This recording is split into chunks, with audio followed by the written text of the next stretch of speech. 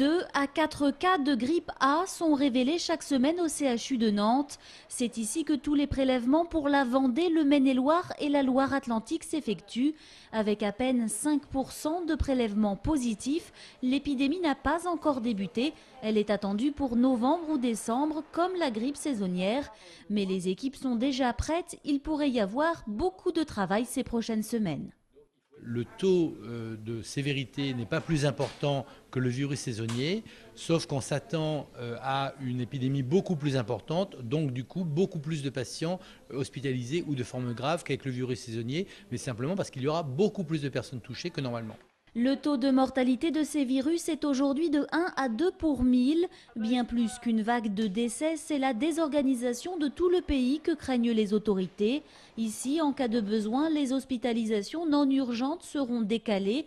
Du personnel pourra être redéployé et au quotidien, des efforts sont réalisés. On a mis en place différentes mesures de prévention, notamment le port de masques, renforcer l'hygiène des mains, etc.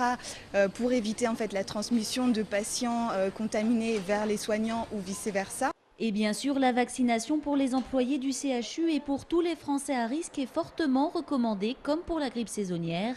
L'objectif est de casser la chaîne de transmission.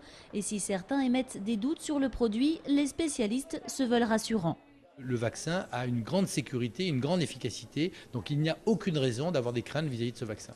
Les vaccins contre la grippe A, H1N1 devraient être disponibles avant la fin octobre.